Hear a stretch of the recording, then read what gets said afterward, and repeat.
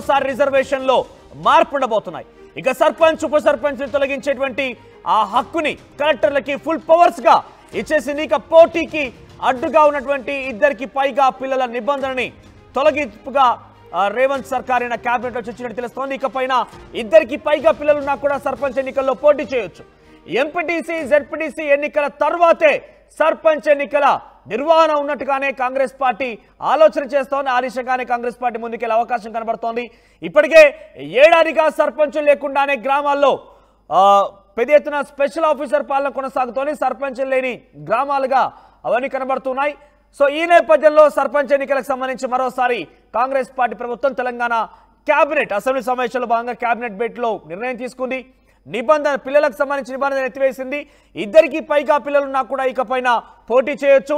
రిజర్వేషన్లు గత 2018 పంచాయతీరాజ్ చట్టానికి సంబంధించి చూస్తే కనుక ఒక్కసారి అమలైనటువంటి రిజర్వేషన్ 10 ఏళ్ల పాటుగా రిజర్వేషన్ కంటిన్యూ అవుతుంది. ఆ నిబంధన కొట్టిపారేసింది. కేవలం 5 ఏళ్లు మాత్రమే ఒక రిజర్వేషన్, 5 ఏళ్ల తర్వాత మరోసారి మార్చే అవకాశం ఉంది. ఈ నేపథ్యంలోనే సర్పంచ్ల ఎన్నికల కోసం క్షేత్రస్థాయిలో గ్రామ పంచాయతీల్లో చాలా ఉత్కంఠగా ఎదురు చూస్తున్నారు ప్రజలు మొత్తం కూడా. సర్పంచ్ ఎన్నికల్లో రిజర్వేషన్ మార్పు ఉంటుందా లేదా అనే అనుమానంతో పెద్ద ఎత్తున వారంతా కూడా ఎదురు చూస్తున్నారు. ఈ నేపథ్యంలో సర్పంచ్ ఎన్నికల్లో మార్పు ఉంటుంది. సర్పంచ్ ఎన్నిక రిజర్వేషన్ చేంజ్ అవుతాయి. గతంలో మాదిరిగా ఉన్నటువంటి రిజర్వేషన్ కంటిన్యూ అవ్వకపోవచ్చు అనే ఒక విషయాన్ని కాంగ్రెస్ పార్టీ ప్రభుత్వం తేల్చెప్పేసింది. కేబినెట్ లో నిర్ణయం తీసుకుంది. అయితే ప్రస్తుతం ఉన్న సినారియోని చూస్తే కనుక అది ఎంపీటీసీ జెడ్పీటీసీ ఎన్నికల్లో ఒక పార్టీ గుర్తుపైన అభ్యర్థులు పోటీ చేసే అవకాశం ఉంది. అయితే ఈ గుర్తుపైన పోటీ చేసేటువంటి ఏదైతే ఎంపీటీసీ జెడ్పీటీసీ ఎన్నికలు ఉన్నాయో ఆ మండలాల వారీగా 5 ఎంపీటీసీలకి ఒక ఎంపీపీ చొప్పున కొన్ని నిబంధనలు కొన్ని సవరణలు చేసిన తర్వాత ఎంపీటీసీ జెడ్పీటీసీ ఎన్నికల తర్వాతే సర్పంచ్ ఎన్నికలు ఉండే అవకాశం అయితే ఉంది. ఎస్ మరిన్ని అప్డేట్స్ మా ప్రతినిధి మధు అందిస్తారు. ఎస్ మధు, సర్పంచ్ ఎన్నికల కోసం క్షేత్రస్థాయిలో గ్రామ పంచాయతీలు వారంతా కూడా ఎదురు చూస్తున్నారు. ఏడాది కాలంగా సర్పంచ్ లేని గ్రామాలుగానే ఉన్నాయని కూడా. సో ఈ నేపథ్యంలో నిన్న కేబినెట్ భేటీలో సర్పంచ్ ఎన్నికల్లో రిజర్వేషన్ల మార్పు విషయం పైన రాష్ట్ర ప్రభుత్వం క్లారిటీ ఇచ్చింది. కొన్ని నిబంధనలు కూడా కొట్టిపారేసింది. గతంలో 2018 పంచాయతీరాజ్ చట్టాన్ని కూడా కొన్ని సవరణలు చేసింది. అప్డేట్స్ ఏంటి? ఎప్పుడు ఎన్నికలు ఉండే అవకాశం ఉంది? ఎగ్జాక్ట్ ఇప్పటికే ప్రభుత్వ పెద్దలు క్లారిటీ ఇచ్చే ప్రయత్నం చేశారు. వచ్చేటువంటి సంక్రాంతి తర్వాత స్థానిక సంస్థల నోటిఫికేషన్ రానుంది. వెంటనే ఫిబ్రవరి ఎండింగ్ లోపల ఎన్నికలు దానికి సంబంధించినటువంటి కౌంటింగ్ ప్రక్రియ పూర్తి చేయడానికి సిద్ధంగా ఉంది. ఎందుకంటే దాదాపు సర్పంచుల కాలం ముగిసి ఏడాది దాటిపోయింది. గత ప్రభుత్వం హయాంలోనే దాటిపోయినప్పుడు కూడా ఇంకా ఎన్నికలు నిర్వహించలేదు. తీవ్ర ఆందోళన ఉంది. మాజీ సర్పంచులు మాజీ ఉప సర్పంచులు ఆందోళన చెందుతా ఉన్నటువంటి సిచ్యువేషన్ ఉంది. క్షేత్రస్థాయిలో వారు గ్రామ అభివృద్ధి కోసం ఖర్చు పెట్టినటువంటి నిధులు పెండింగ్ ఉన్నాయి. వాళ్ళకి బిల్లుల పెండింగు అన్నీ కూడా అప్పులు చేస్తారు, ఆస్తులు అమ్ముకుంటున్నాము అనేటువంటి సిచ్యువేషన్లో ఆందోళనకు దిగుతున్నారు.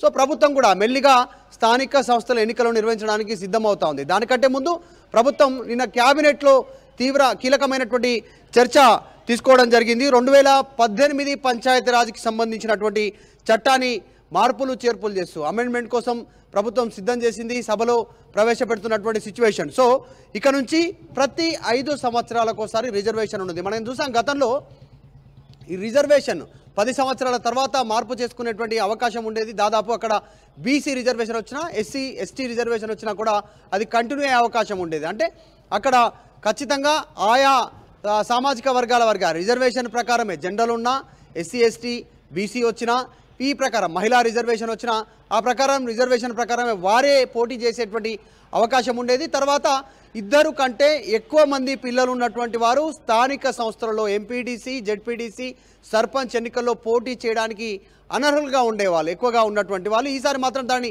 సవరిస్తూ పక్క రాష్ట్రం ఆంధ్రప్రదేశ్ ఏ రకంగా అయితే సవరించిందో పంచాయతీరాజ్ చట్టాన్ని ఇక్కడ కూడా చేంజ్ చేశారు. సో 2 కంటే ఎక్కువగా పిల్లలు ఉన్నటువంటి వాళ్ళు కూడా కుటుంబ సభ్యు వాళ్ళు పోటీ చేయొచ్చు. ఎంపీడీసీ జెడ్పీడీసీ సర్పంచ్ ఎన్నికల్లో వారికి అవకాశం కల్పిస్తూ కీలక నిర్ణయం తీసుకోవడం జరిగింది. కాకపోతే ఈ మార్పులు చేర్పులు చేసిన దాంట్లో కీలకంగా కొన్ని మార్పులు చేశారు.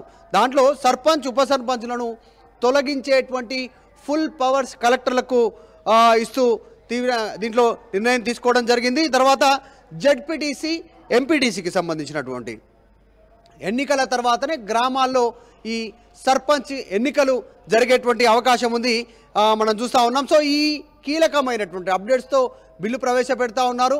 వచ్చేటువంటి సంక్రాంతి తర్వాత దాదాపు ఈ స్థానిక సంస్థల ఎన్నికలకు రూట్ క్లియర్ చేసుకుంటూ ప్రభుత్వం ముందుకు వెళ్తా ఉంది. అయితే అంటే సర్పంచ్లకు సంబంధించి క్షేత్రస్థాయిలో రిజర్వేషన్ల గురించి అనేక అనుమానాలు ఉన్నాయి. ఇప్పటికే ఏడాది కాలం పూర్తయిపోయింది.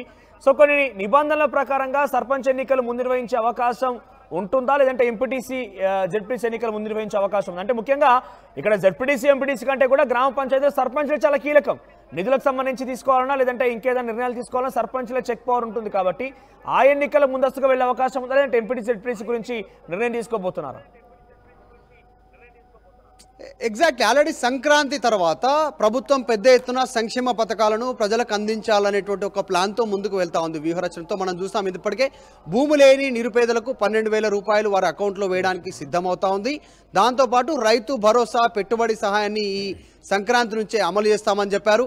ఇంకా తర్వాత రేషన్ కార్డు కూడా సంక్రాంతి నుంచి అమలు చేస్తామని చెప్పారు. ఇందిరమ్మ ఇండ్లకు సంబంధించినటువంటి విషయం సంక్రాంతి నుంచే స్టార్ట్ చేయబోతా ఉన్నారు. సో సంక్షేమ పథకాలు గ్రామ స్థాయిలో ఓటర్లను ఆకర్షించడానికి, పెద్ద ఎత్తున ప్రజలకు సంక్షేమ పథకాలను చేరువ చేయడానికి సంక్రాంతినే ఎంచుకుంది. కాబట్టి సంక్రాంతి తర్వాత స్థానిక సంస్థల ఎన్నికల నోటిఫికేషన్ వస్తుంది. మొదటగా జెడ్పీటీసీ ఎంపీటీసీ ఎన్నికలు పూర్తయిన వెంటనే తదుపరి కంటిన్యూషన్లోనే ఫిబ్రవరి ఎండింగ్ లోపలనే ఈ జెడ్పీటీసీ ఎంపీటీసీ స్థానిక సర్పంచ్కి సంబంధించినటువంటి ఎన్నికలు పూర్తి చేసి పూర్తి స్థాయిలో వాటి పైన కసరత్తు చేస్తూ ముందుకు వెళ్ళడానికి సిద్ధంగా ఉంది. కాబట్టి సంక్రాంతి తర్వాత ఏ క్షణంలోనైనా నోటిఫికేషన్ వచ్చే అవకాశం ఉంది. సంక్షేమ పథకాలను కూడా దాని టార్గెట్గానే ముందుకు వెళ్తా ఉన్నారు. కాబట్టి సంక్రాంతే టార్గెట్, ఫైనల్ టార్గెట్గా ముందుకు వెళ్తా ఉంది. సో త్వరలోనే ఎన్నికలు జరగనున్నాయి తెలంగాణలో. మొత్తం మీద సర్పంచ్ ఎన్నికల పైన తెలంగాణ రాష్ట్ర ప్రభుత్వం మరో కీలక నిర్ణయం తీసుకుంది. జరిగినటువంటి కేబినెట్ భేటీలో 2018 పంచాయతీరాజ్ చట్టానికి సంబంధించి కొన్ని సవరణలు చేసింది. 2 పిల్లల కంటే ఎక్కువగా ఉన్నవారు సర్పంచ్ ఎన్నికల్లో పోటీకి అనర్హులుగా రాష్ట్ర ప్రభుత్వం గత ప్రభుత్వం అయితే నిర్ణయం తీసుకుంది. అయితే దాని నిబంధన కొట్టిపారేసి 2 కంటే ఎక్కువ పిల్లలున్న వారు కూడా సర్పంచ్ ఎన్నికల్లో పోటీ చేయొచ్చు అనే ఒక అంశాన్ని జోడించింది. సర్పంచ్ ఉప సర్పంచ్లకు సంబంధించి వారిని తొలగించే విషయంలో, వారికి ఏదైనా తప్పు చేస్తే వారిపై కొంత వేటు వేసే విషయంలో కలెక్టర్కి ఫుల్ పవర్స్ ఇచ్చేసింది. మరోవైపుగా సర్పంచ్ ఎన్నికల్లో మరొక చాలా కీలకమైన అంశం, క్షేత్రస్థాయిలో ప్రజలు ఎదురు చూస్తున్న అంశం ఏంటంటే రిజర్వేషన్ల మార్పు ఉండే అవకాశం కూడా ఉంది. ఈ నేపథ్యంలోనే ఈ 3 కీలక అంశాలపైన రాష్ట్ర ప్రభుత్వం నిర్ణయం తీసుకుంది. అయితే ఎంపీటీసీ జెడ్పీటీసీ ఎన్నికల కంటే ముందుగానే సర్పంచ్ ఎన్నికలు నిర్వహిస్తారంటూ కొంత భావించారు. కానీ ఎంపీటీ జెడ్పీటీసీ ఎన్నికలు పార్టీ గుర్తులపైన ఆధారపడి ఎన్నికలు జరుగుతుంటాయి. కాబట్టి ఆ ఎన్నికలు అయిన తర్వాత క్షేత్రస్థాయిలో మరోసారి కాంగ్రెస్ పార్టీ తన సత్తా చాటి సర్పంచ్ ఎన్నికలకు వెళ్లాలని నిర్ణయం తీసుకుంది. ఇప్పటికే ఏడాది పాటుగా సర్పంచ్ లేని గ్రామాలుగా తెలంగాణ రాష్ట్ర వ్యాప్తంగా ఉన్నాయి. స్పెషల్ ఆఫీసర్ పాలన కొనసాగుతోంది. ఇది మరింతగా ఎక్స్టెండ్ అయితే కనుక అది సంక్రాంతి కూడా దాటేసి వెళ్ళవచ్చనే ఒక అవకాశమే తెలుస్తోంది. ఒకవేళ కనుక నిర్వహించాలనుకుంటే సంక్రాంతి కల్లా నోటిఫికేషన్ జారీ అవకాశం ఉంది. ఏ క్షణమైనా సర్పంచ్ ఎన్నికలకు సంబంధించి ఒక క్లారిటీ, ఒక పక్కాగా నోటిఫికేషన్ అయితే జారీ అయ్యే అవకాశం ఉంది.